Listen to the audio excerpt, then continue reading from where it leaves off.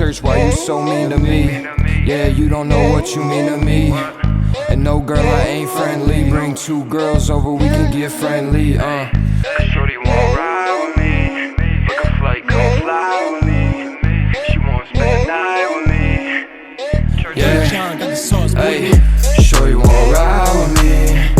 Shorty won't slide with me. She won't get high with me. No, you wouldn't lie to me. Said she would die for me. Shorty won't ride with me.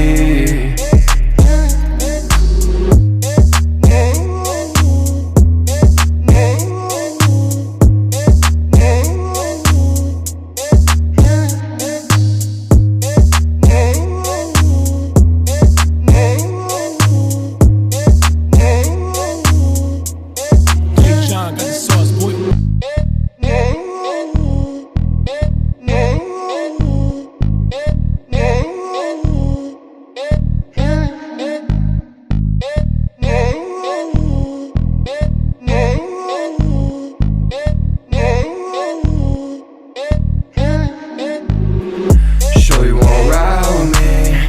Shorty won't slide with me. She won't get high with me.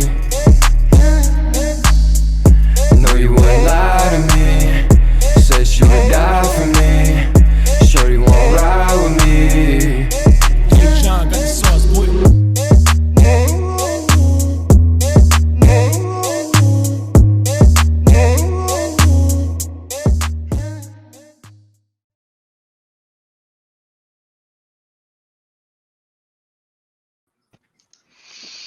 All right, ladies and gentlemen, welcome. Fire intro, by the way. This is the inaugural, I think that's a word, episode of the Meat Pack Sports Podcast. I am your host, Michael Rogers, and we're going to talk a little about some sports today. I got a couple co-hosts with me. First one I'd like to introduce is the man pulling the strings, the man that made this all happen. That would be Michael Richmond. We could see you there. How we doing? Let's go. To his right, we have a unicorn, the Enigma DFS King. Nick Twig, how you doing, pal? Yes, sir. How we doing? We're doing good. That's what we like to hear. Fire intro, by the way. Anyone that's sitting back watching that. But we're going to jump in, talk about a little sports here. We're going to give you a reminder before we do this whole podcast. You're listening to 3 guys here, never played sports past high school. Our buddy Mike there played ultimate frisbee in college, calls it a sport. We'll leave Pretty that up serious. to him. All right. Sure, All right. sure. But we're just giving you that perspective. We're just giving you a full-on fan perspective. Just a couple of guys that like to watch all kinds of sports, and we're going to talk some ish about it. First thing we're going to do starting off here is talk about a little NFL, and that's going to be Le'Veon Bell signing to the Chiefs. Now, as a Jets fan, I don't want to go too much into that. I don't want to talk about that. He got cut, whatever. There's a horrible situation for him to go to in the first place. I don't know what anyone really expected. Him going there, the team was going to be awful, but he got paid. He gambled on himself by holding out, and he got paid a guaranteed $28 million.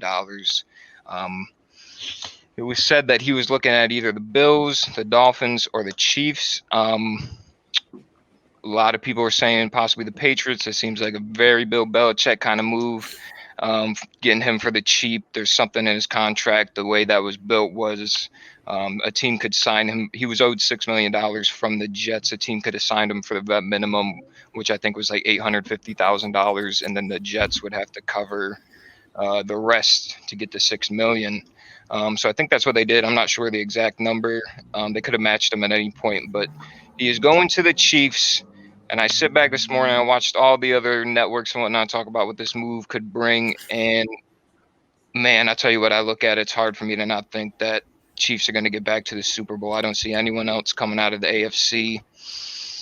No, the Ravens are really good, but I think Patty Mahomes is 3-0 against Lamar. For some reason, the Ravens just can't figure out how to beat the Chiefs yet. And I got every right to believe, too, that Andy Reid there is just going to figure that damn thing out. Le'Veon Bell in the backfield. I know he hasn't been the same player in a couple years, but if he can show any inkling of that 2016, 2017 Le'Veon Bell, I mean, that's going to be scary. I look at this and You know, the offense already has so much firepower. Their first-round draft pick, the Edwards-Helaire there. I mean, first couple weeks he looked like a real stud, but he's been kind of falling back a little bit. You know, maybe just some rookie stuff, whatever you want to call that, but just plays dropping off a little bit. They're still 11th overall in the league in rushing.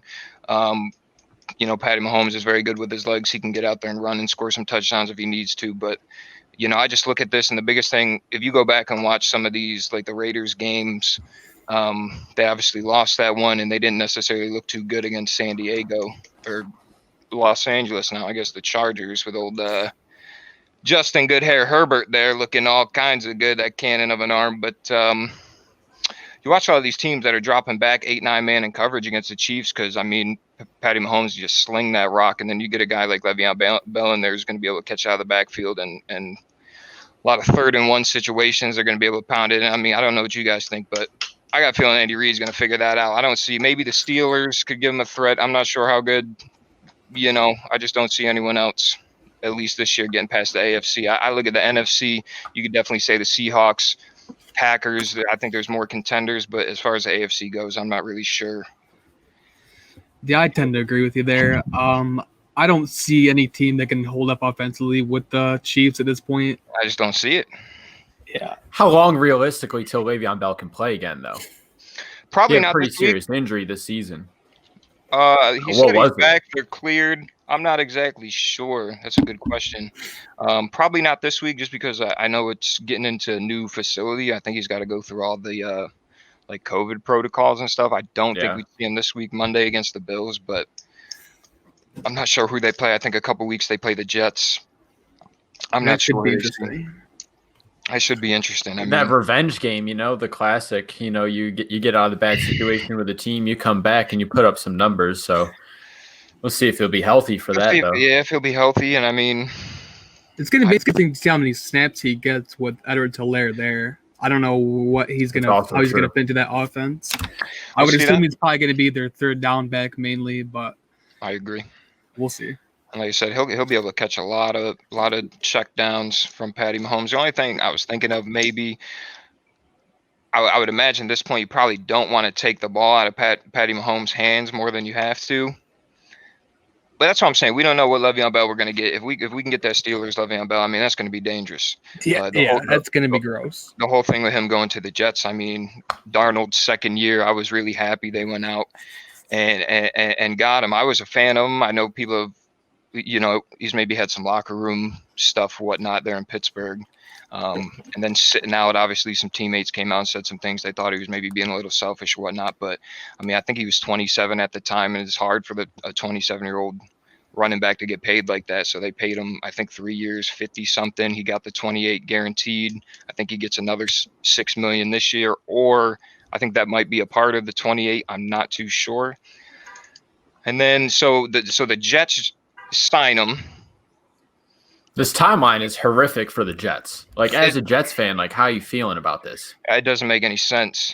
You know, they need improvements. Is my question. Yeah. So the Jets draft Sam Darnold. They sign Le'Veon Bell. They literally fire the GM that brings in Le'Veon Bell, draft Sam Darnold. Adam Gase said from the jump that he doesn't see the point in paying running backs. I guess Le'Veon didn't. And if you could just watch all last year, he just didn't use them the way he could. They just have no offense at all. And I'm not sure. Yeah, we're talking about Adam Gase here and how he still has a job. I'm really not too sure. I think he's going to be out on his way next. They said with Bell, they tried to shop him around, but the biggest problem with that is if you're going to tell people, hey, we're trying to get rid of this guy, then you just put all the balls in their court. Why would they give up anything for him if they know you're just going to cut him eventually? We'll just sign him for a minimum. So I think they played their hand wrong in that. But yeah, they fumbled the bag for sure. They fumbled the bag for sure, and that's why I'm thinking when this draft coming up, who knows what happens with the Jets? They'll be picking 1 through 3, one of those for sure. And you know, the GM they have right now didn't draft Sam Darnold, so I don't know if he's attached enough to want to keep him around, or what they do, man. I just know that's scary for Le'Veon Bell going to the Chiefs. I saw a lot of people comparing that to like the 2017 Warriors, and I don't know about all of that now. Le'Veon Bell isn't no KD of the football. I mean, maybe he can bring it back. maybe, I mean, people forget there was like 2 years there. Le'Veon Bell was probably easily the best back on the league. He'd get you 1,000 yards on the ground, Without a doubt. 600-700 through the air, a couple touchdowns there with Big Ben down there in Pittsburgh. But That's when the injury started, though. I mean, I don't know. I like it. I mean, I would get from you guys. I mean, I don't think who can honestly compete in the AFC. I mean, I definitely like Baltimore. Like I said, Steelers, maybe the Titans can give them a run for their money, but I don't think Mahomes, anyone's really going to compete. I think the Chargers probably have the best shot in the next couple years. next couple of years for sure. This year, though, it's pretty much locked Kansas City. I mean, like you said, Baltimore, looks like pretty promising, during their games. But exactly what you said in the matchup with Kansas City, they just always choke. And, Patty Mahomes and both, they're both young quarterbacks and they just froze up.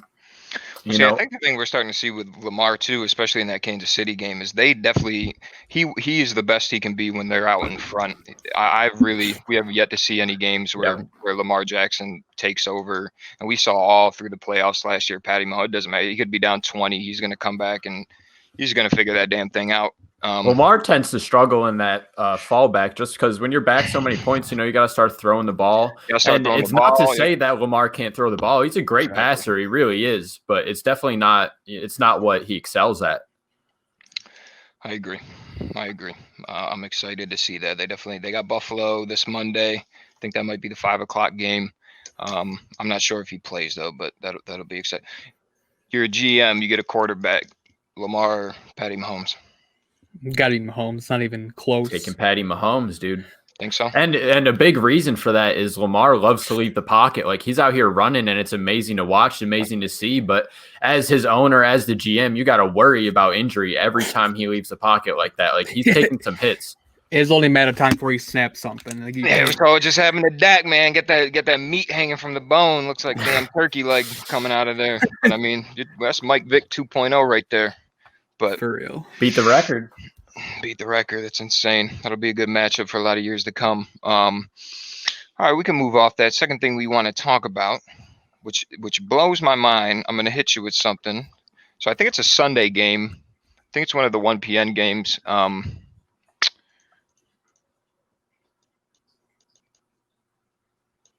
You guys still hear me? Yeah. Yes, sir. My stuff went bad, bro. You're good. Hold on.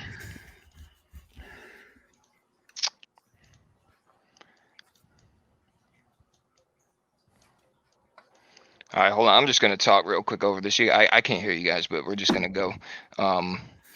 Sunday, I think it's a 1 p.m. game. We got Aaron Rodgers versus Tom Brady, Green Bay Packers versus the Tampa Bay Bucks. We got them in a Patriots uni there, but that is what it is. It's crazy to think that this is only the third time they played against each other. We saw throughout the years so many times that Brady and Manning went at it. Patriots and Colts, that was a big rivalry for a long time. And now with Brady being in with the Bucks, we're going to get to see however long they keep playing. Him and Breeze go at it a couple times a year, which is cool to see. I know they're both older now. Maybe like to see that matchup more in its prime. But it's crazy to think. I mean, we've said this about like LeBron James is you get Aaron Rodgers and Tom Brady. I mean, those dudes have been a part of since I can honestly remember seriously watching football. I mean, those two guys have been there and been on top. I know, obviously, Tom Brady is the GOAT. I mean, 6 championships, went to 9, dominated AFC for damn near 20 years.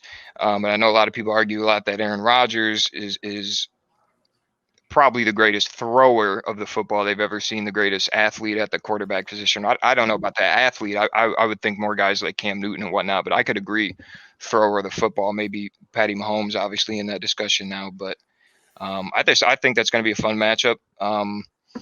Tampa Bay is first in their rush defense right now. So, I mean, they could try their hardest to eliminate Aaron Jones, but I just don't think that offense is going to be able – Tom Brady at this point I don't think is going to be able to get into a shootout with Aaron Rodgers. I just don't see it.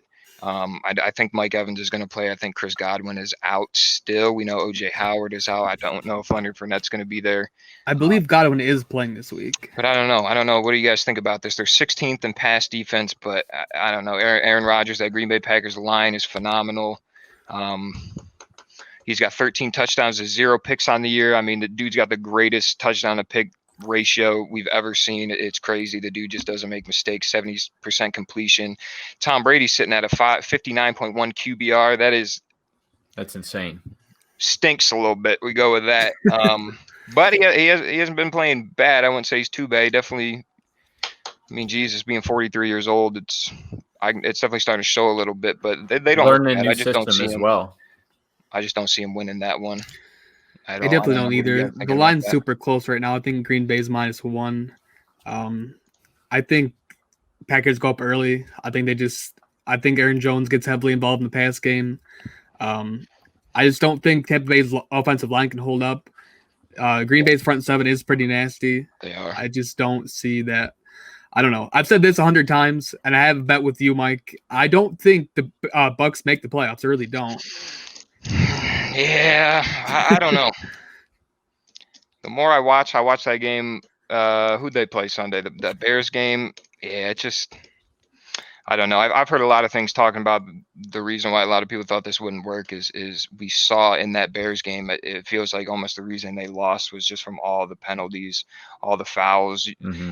Tom Brady's finally getting to see what it's like to not be outside of that Belichick, that Patriot way and whatnot, and seeing guys that not necessarily are as disciplined as people in that locker room were. And I think that definitely showed Sunday. I mean, I think they definitely tightened it up. I think at worst, that's a 9-7 football team.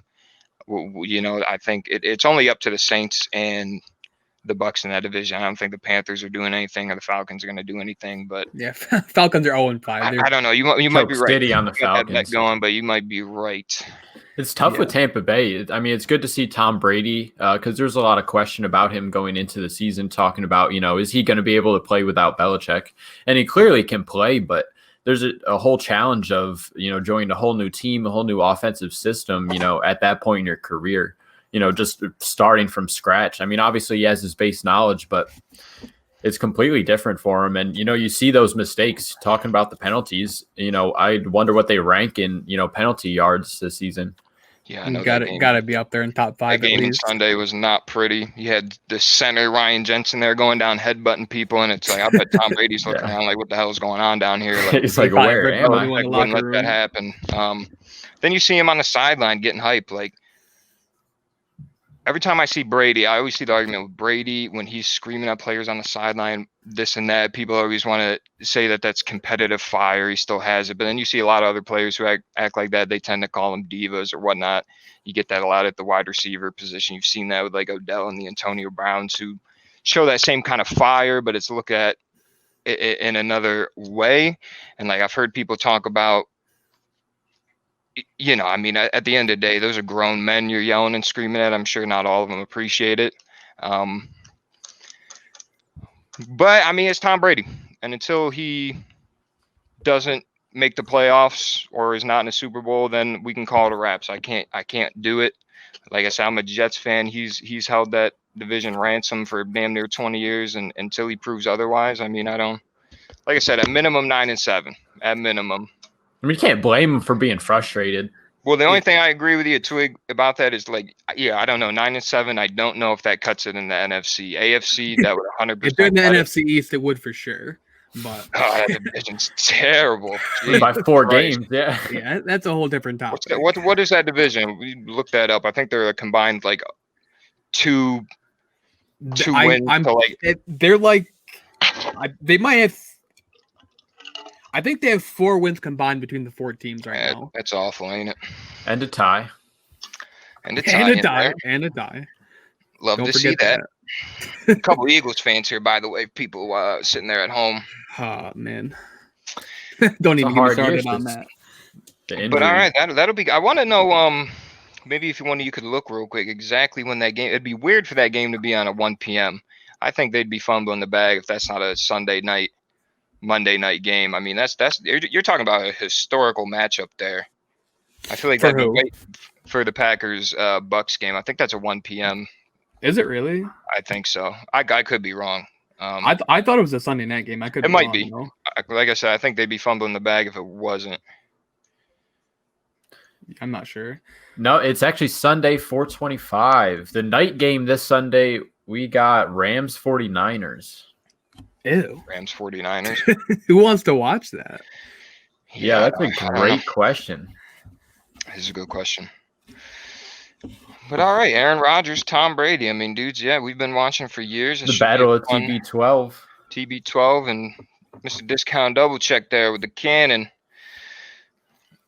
All right. All right, so we're going to move off that. We're going to move on to a little bit of some NBA. First thing we're going to talk about. What do you got queued up there? The Ty Lue or Chris Paul? All right, we got some Chris Paul action. Rumors circulating today. Possible trade to Chris Paul to the Lakers. Team up with his buddy LeBron James there. As a fan, awesome. Could 100% get with that. Sure. Financially, I just don't see how the Lakers will pull this off. I don't even know the seriousness of this. I've just seen a couple other shows talked about this potentially happening. I don't know if it's real or not. I know that the Thunder are definitely looking to move off of him. I think because they fired Billy Donovan. They're just going to blow that whole operation up. They said they plan on moving off Steven Adams. I don't think they said that, but I think that'd be the move if you're going for a rebuild. He's got like 4 years debt left, and there'd be no point in really keeping him. And plus, I think from the Russell Westbrook trade to the Rockets and Paul George to the Clippers, I think over the next 3 years, they're sitting on like 6 first-round draft picks. They just have a plethora of draft capital. I think they have a first round from the Knicks. I might be wrong. Maybe a first round from Dallas. I might be wrong about that, but I know they're sitting on a lot. So then I'm sitting there. I've been seeing a lot of stuff with Chris Paul, potential landing spots for him, whatnot. There's a lot of people pushing potentially he goes to the Knicks, which as a fan of the Knicks would be awesome to see. They're saying maybe he can get in there and be like a mentor, show some of these younger guys the Knicks have how to win some basketball games, because that organization hasn't figured that out in about 20 years. Oh man, I got to think at this point though, that's not. I wouldn't imagine that's what Chris Paul wants. When he got traded to Oklahoma, I don't think anyone expected them to be as good as they were, and or Chris Paul be as good as he was. I mean, he turned into an all-star. The man's 34. He looked phenomenal, and he got that team to the playoffs. They look really impressive. I mean, what's that kid's name? Shai Gilgeous. Yeah, SGA looked really good. They had Gallinari, which I think they're going to probably move off him too. He hits free agency. I don't see any reason for them to bring him back. So I mean, you're probably going to build around SGA, a couple other that. What's the man in there in the playoffs? There was locking up James Harden. There, what was that boy Dort? Dort, yeah. I don't even know what his first name is. 3-and-D Dort. That dude looked like a damn fullback out there, dude. An NBA player, like, massive. How much money is left on Chris Paul's contract? Do you know offhand? Chris Paul, over the next 2 years, is guaranteed about $80-something million. Next year, he's going to make 41, and the year after, I think it's like 43, maybe 44, 45. And you got to think, he's 34. He's going to be 36, 37 by the time that deal is done.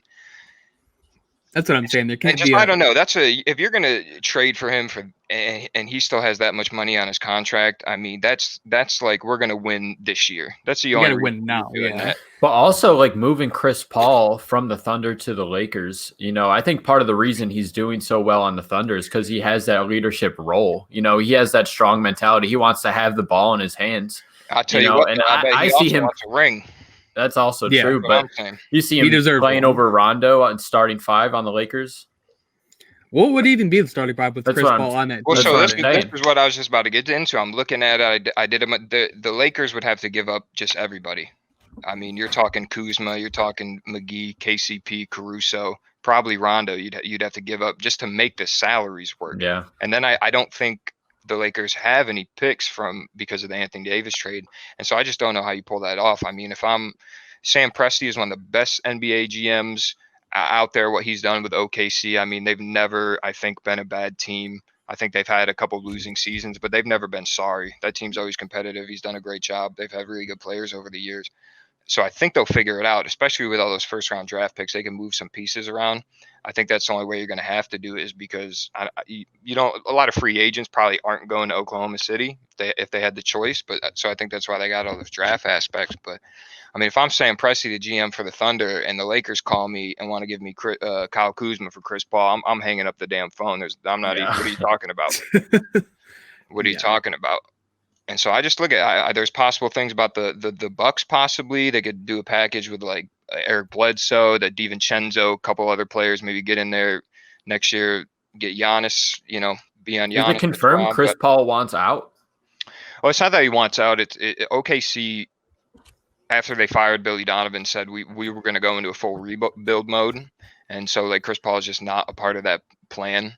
Yeah. And I think, I think they're doing it like the good guy thing. They're going to try to put him in the best position they can. But at the same time, a lot of these teams, I think, would give up, which says a lot about Chris Paul. I think they would give up a lot for him. But as far as the Lakers go, they don't have the cap. They don't have the players.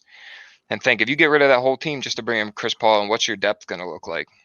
Not good. I mean, they don't necessarily even need him. Like, their team. I don't think great. so. I want to see the Lakers go out and get a Buddy Hield or just a shooter, someone that can shoot consistently.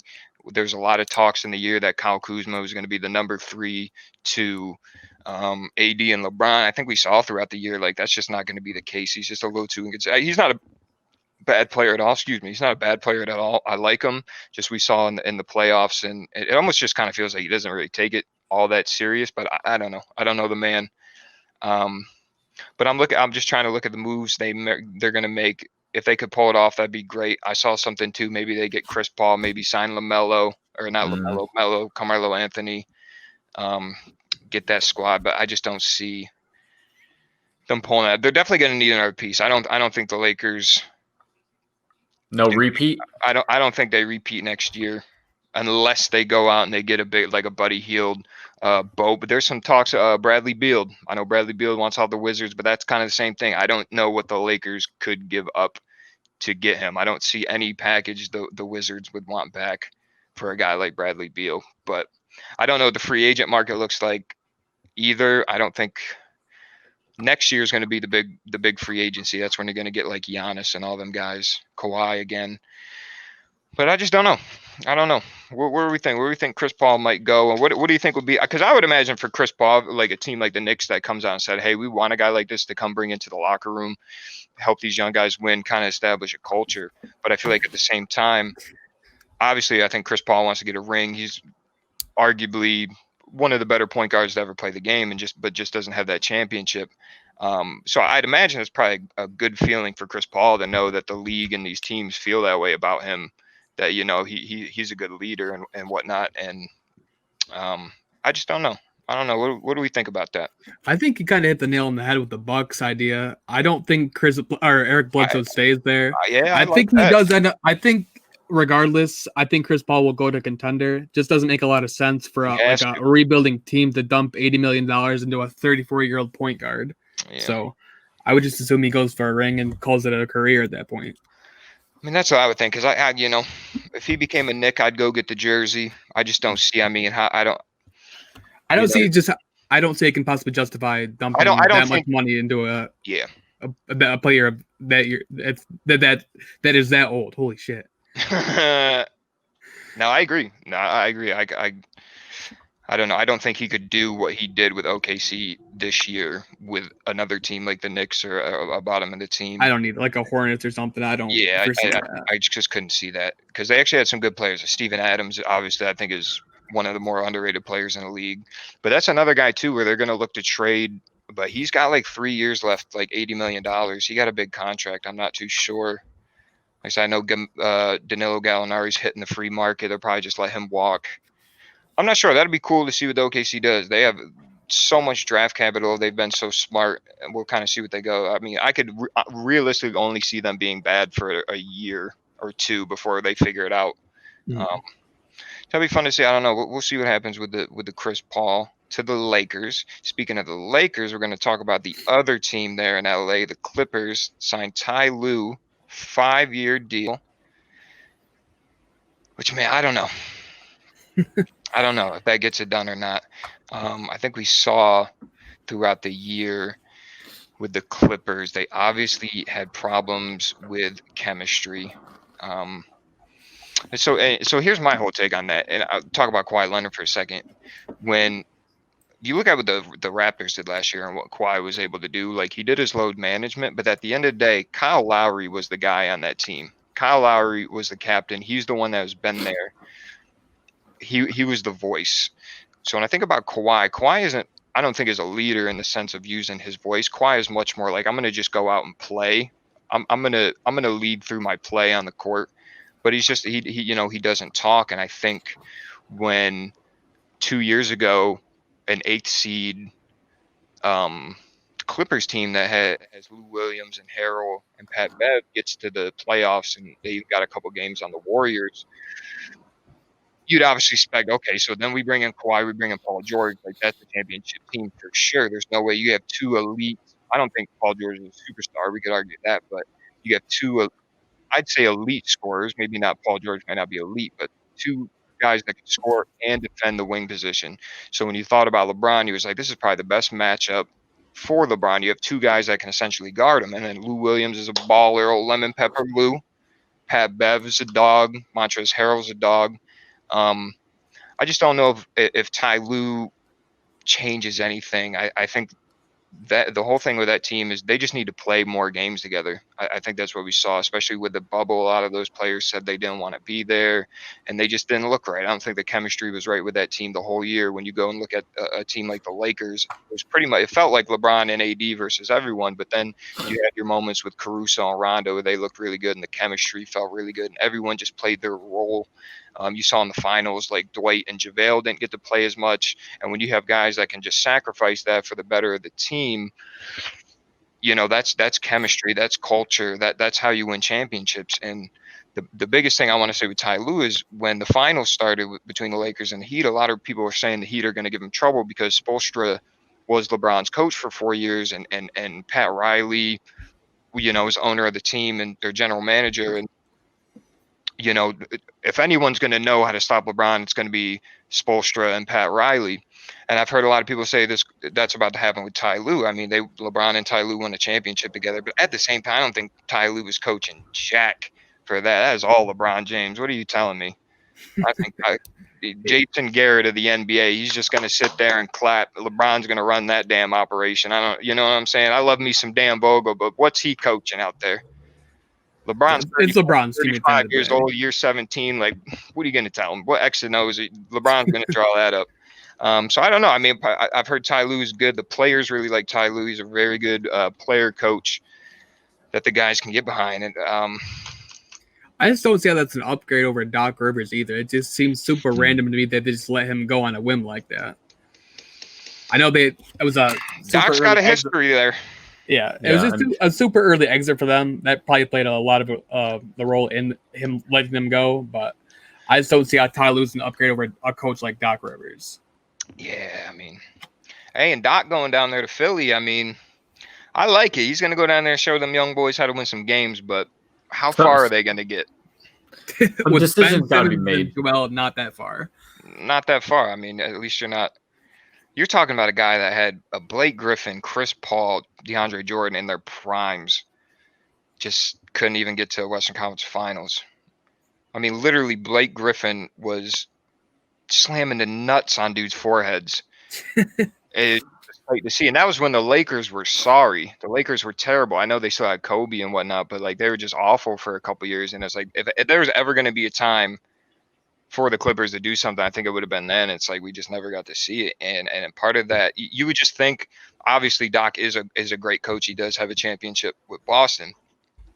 But you just think after a certain time, we just got a change of scenery. We can't just keep going to the second round of the playoffs. So we want to hit that next level.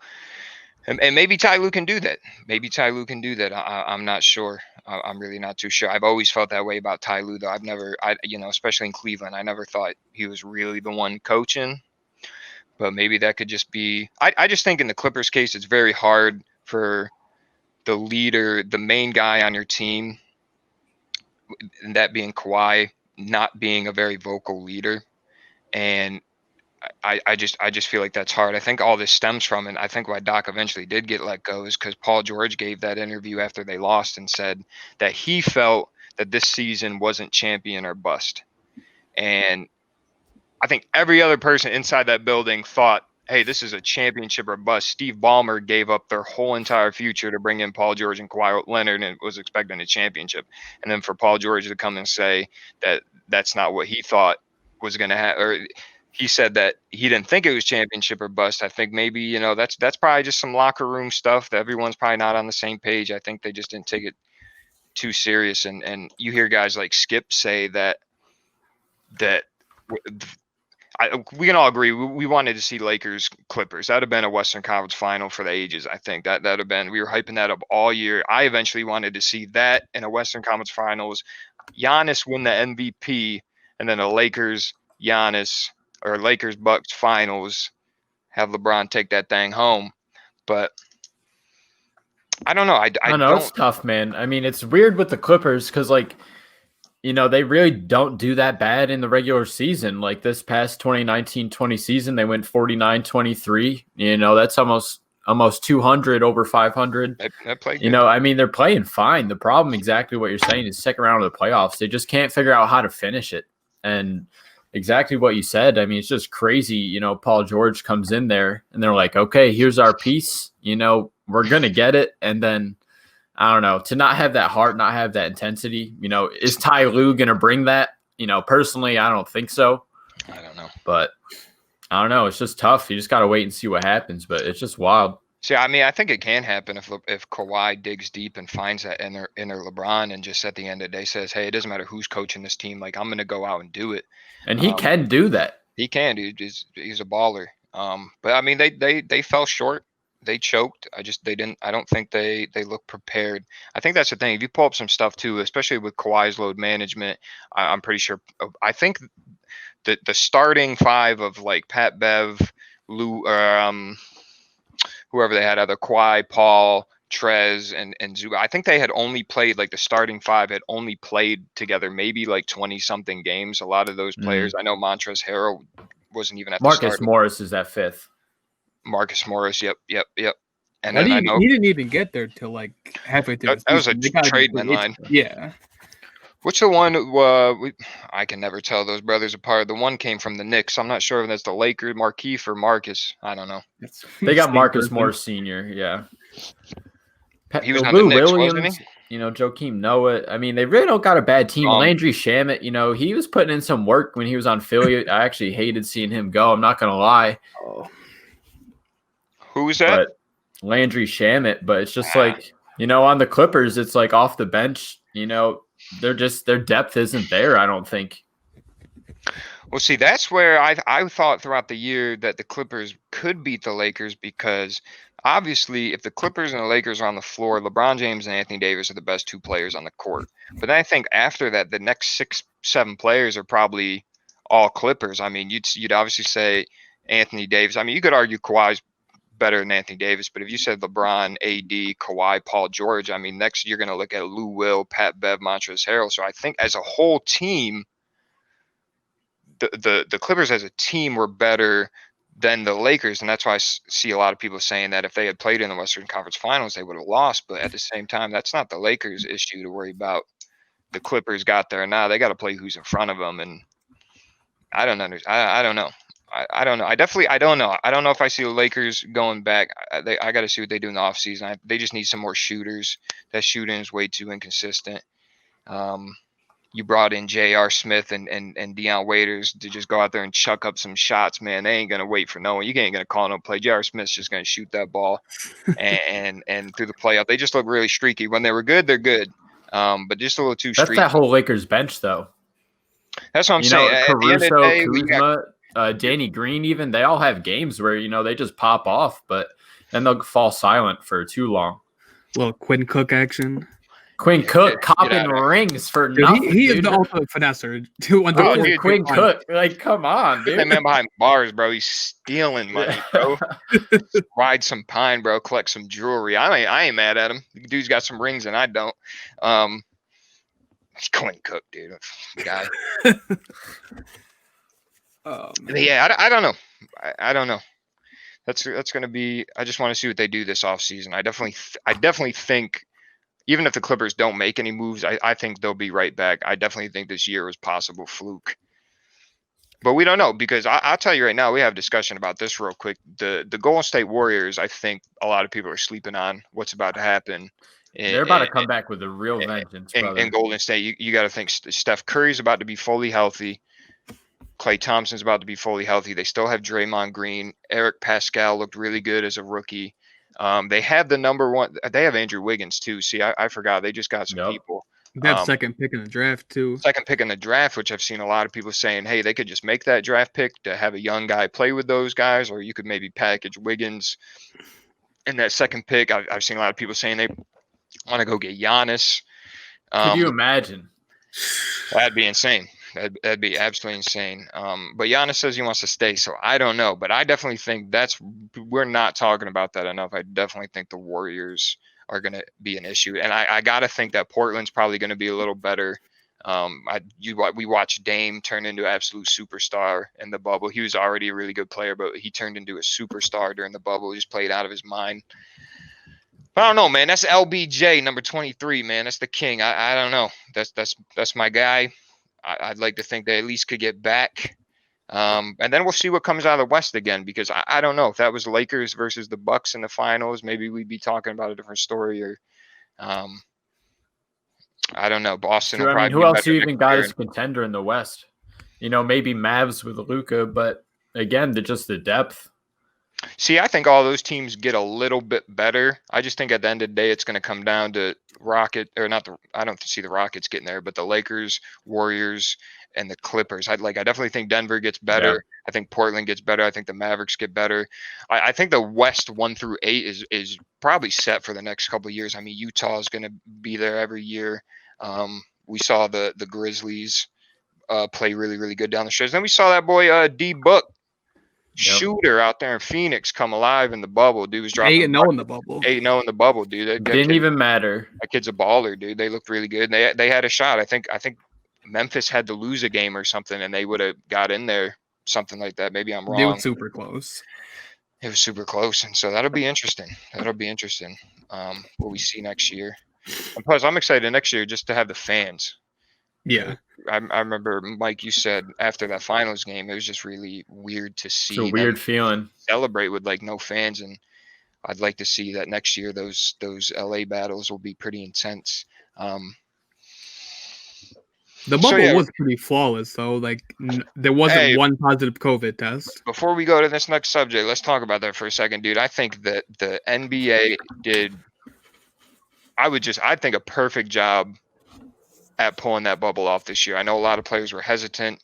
Definitely a couple opted out. And, I've heard a lot of things say with people and LeBron winning and them putting an asterisk by it and whatnot. But I've heard people say they're putting an asterisk by it for being one of the hardest championships to win. Because I've heard a lot of people say that, these dudes being isolated for a couple months and just having to worry about basketball, not getting a release. We saw Paul George come out and say that he was feeling some type of way mentally. He was feeling anxious and whatnot because he just felt cooped up and couldn't really get out. And, we saw LeBron just kind of mentally and physically just be more prepared than everybody else. But as a whole, yes, I think the NBA pulled it off beautifully. I mean, they've always has been. I think the NBA and Adam Silver, especially with David Stern, is just the best run commissioner. I think Adam Silver is the best commissioner in sports. You want to talk about just giving all the power to the players, letting the players use their voices, and just kind of promoting their own brand and player movement. We could say that LeBron kind of started that when he went to Miami, but we're just seeing all these. I think we saw it less this year because we saw Kawhi kind of break that and go to the Clippers instead of going to the Lakers. But I think the NBA is just handled a lot of situations very perfectly. I mean, we don't have to get into them all, but a lot of stuff over the years, the NBA has handled in a far better manner than I think the NFL or the MLB has. I mean, personally, I think the MLB, Fred Manfred that's a joke. And you can say what you want about Roger Goodell, but I think the NBA handles everything with class and NFL is all about protecting the shield and whatnot, but NBA, I feel like definitely Adam Silver looks out very much for his players and knows what us as fans like. And I'm very impressed what they did with the bubble. Like you said, no confirmed cases, because we're starting to see those dominoes fall in the NFL, but the NBA pulled it off, and it was good basketball. At the end of the day, it was fun basketball. I thought those guys played hard. Like you said, we got to see some younger cats step up. We saw an esurgence from guys like Jamal Murray and whatnot, guys that just stepped up. Tyler Hero for the Heat was out there balling, giving them buckets for Miami there, and it was fun to watch. I definitely would like it to go back to normal. Can't wait for that. But that was definitely a fun experiment. I think we'll talk about, for a long time. I definitely enjoyed watching that. And they're talking about now doing an NFL playoff bubble, which I don't know. I don't know what that would even consist of with a 50-man roster. Yeah, that's too many people for a team. Yeah, I don't know. I think that's why the NBA got away with it so good, is because teams only got 11 people. You got a couple assistant coaches and all your people, but you're talking about 50. I think it's actually 48 players on a game day you can have active, but. But with the NFL, though, you got to worry about practice squad. People have to be ready because injury can just happen so quickly. It's not like you just sub in. Basketball is a lot easier on the injuries. For sure. So that'd be tough. It's just like they need a UFC Fight Island. Like I can't even imagine the amount of money and like effort they would have to do to make an NFL bubble. Like I just don't see it happening. I wonder if they could pull that off maybe in like LA. Like how far do you think the Chargers and the Ram stadiums, you think maybe they could just like create a radius, use those two stadiums? I don't know. There'd be a lot of moving parts, I feel like. Yeah, it would be a lot of moving parts. But it was a good discussion. You just said something about the UFC. That's going to be the last thing we talk about here. We'll end things off after. Our boy Conor McGregor, Mystic Mac, proper 12 himself. Conor McGregor is set to fight. Well, hold on now. So let's back this up a little bit. So here's what happened with Conor McGregor. Conor McGregor apparently leaked.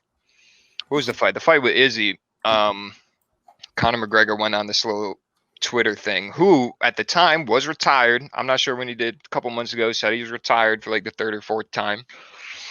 But apparently him and Dana had a couple conversations over Instagram or something, and Conor put up a bunch of the photos he had. He took a bunch of screenshots and put them on Twitter or whatnot, which there was nothing like malicious or like scandally in the messages. Dana just said after the press conference after the Izzy fight that he just didn't really appreciate that. Because Conor was talking crazy. He was talking about having a fight done this year. He was talking about Manny Pacquiao. And then Conor comes out a couple days ago and says that January 23rd, he's going to fight Dustin Poirier. He wants to do it AT&T Stadium there in Dallas, Arlington, Texas, old Jerry World, where the Cowboys play. They can get about 30,000 people in there.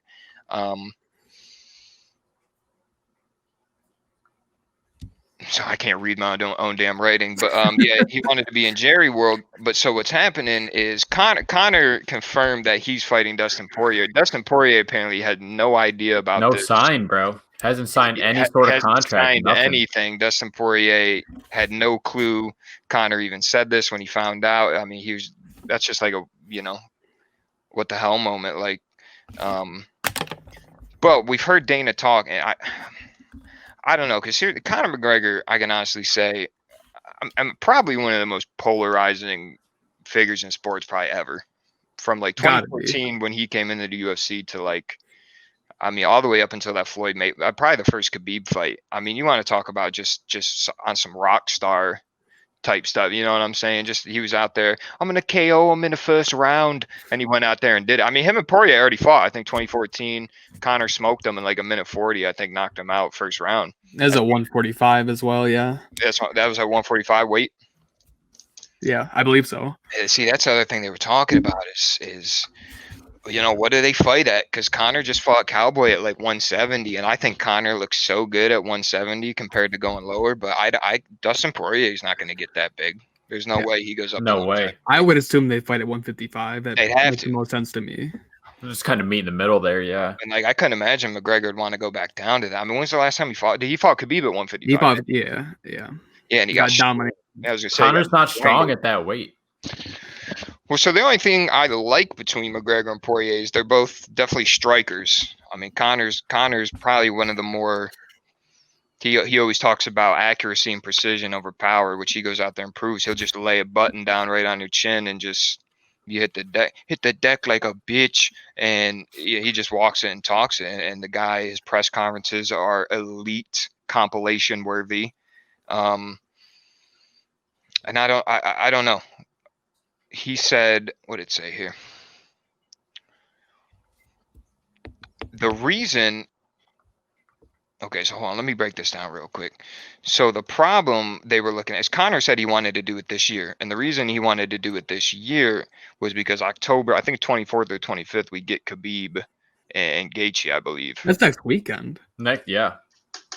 Next Saturday, exactly. yeah. October 24th. So Conor said he would wanted to get it done in like November or something to be on pace.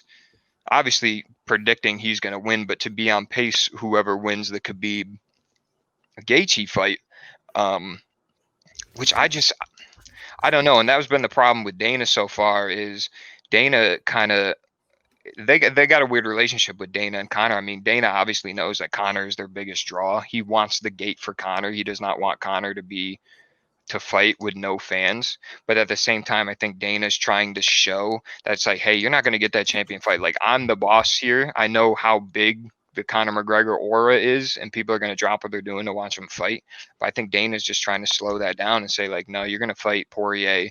You're going to fight it January 3rd. Like, just trying to tighten the leash up on Conor, because, I mean, that boy made a little bit of money and started wilding on him. I mean, what are we talking about? We're talking about yachts, chains, Versace, balling. That's crazy. I mean, definitely swayed a little bit. And the biggest thing with Conor for me is just, these past 3 years, ever since he had that boxing match, he just really hasn't, shown the drive to just get in there. And, I mean, he came in, fought Cowboy with that crazy shoulder knockout. That was great to see Conor get back in the ring. But, besides that, it's we love Cowboy too. Oh, how can you not as a fan? But how can you not? I'm just saying, like, I don't know if Conor's got that drive to get that belt back. And I'll tell you what, right now, he's not taking it from Khabib. He's not getting it. Well, so that was my other thing, though. So, like, let's even say Gaethje wins. I don't think he does, but let's say Gaethje wins. There would be no way then Khabib doesn't deserve a rematch. They wouldn't run that right back. Automatically, yeah. There's no way. So I don't see it ever timing up for Conor. Because in Aria, I don't see Twigs out. It's all right. We'll do this segment. We'll wrap it up for y'all. We'll just finish up here with Conor. What the hell was I talking about? I don't see the title fight happening. There's rumors of Conor and Khabib doing the next season of Ultimate Fighter, being the coaches. That would be great, bro. I bet that would be the best pull on there. And honestly, the best thing to come out of Ultimate Fighter is Sugar Sean, bro. Like, well, no, he came from the Dana White Contender Series. What's it called? Oh, wait, you're looking for a fight? Something like is that. that it? Yeah. That was the one, the same thing like Greg Hardy did. They got that little smaller show they do with like the amateurs. I think they all have a contract with him. I think it's the guys he brings in from the Looking for a Fight. It's called Homegrown. Like, something like that. Yeah, I mean, that would definitely be interesting, though, to see that, that Conor versus Khabib. Well, Khabib came out and said, like, there's no way in hell, like, I'll never do it. I don't like that guy. Doesn't really seem his style. I don't want to give him that platform. He said he actually just hates Conor, which, I mean, granted, I don't blame him, but damn, I want to see that second fight. Are you kidding me? I'd love to see it, but I don't see it going any other way than the first one, bro. Let's talk now, Like, yeah, Khabib, dude. It's just a different animal. Dude's out here rustling grizzly bears when he was 6 years old, dude. Like, I'm not trying to step in the ring with that guy. If we can just say that. I mean, we got to be talking about a check here. I'm pretty sure Conor's going to get one, but we got to have some zeros on that stub if I'm getting in the ring with a dude that fought a grizzly bear as a child. We're just not doing that. Seriously. And it's crazy with Conor too, because same thing with like these big name superstars. You got Conor, you got Jones. They all have this mishap out of the sport, but as soon as they come back, everyone's like, like, let's go. It's time. Nobody cares. And I'm the same way. Yeah. But Conor it's McGregor, John Jones. I mean, you're talking about dudes who outside of the ring have done probably more bad than good at this point. But some reason you just love them because they go up in there and they just whoop some ass. It doesn't matter who you put in front of them. I mean, Khabib or Connor's lost a couple fights, but he's always entertaining. And the biggest thing I'll give Connor is I think he handles defeat in a good way for being the superstar that he is and all the shit he does talk. I think he handles losing very well. There's an incredible documentary about him that shows him losing the first time to Nate Diaz, and he shows like a lot of humility, and it's a different side I don't think a lot of people see. A lot of people just see the bust out the red panties, just on some savage mode stuff, and like probably that'd be fun to see. That'd be fun to see how that develops and then what comes next. I said if Connor maybe wants to make one more really super fight, I think he fights Masvidal at 170. I think that'd be good for Masvidal. That'd be an entertaining fight. The press tour would be amazing to watch them two go. That'd be beautiful. Yeah, I mean the gate on that would be crazy. But exactly like you said, going back, like Dana's not going to have a fight where Conor can't have fans there, and I think it's the same thing with Masvidal now. Ever since he did what he did to Ben Askren, it's just been. Took that boy's head off. Absolutely blew up. He's on the cover of UFC now, like the game. Yeah, that's crazy. He's got the best or the quickest knockout. Like it's insane. Yeah, I'm excited to see it. Excited to see how that develops.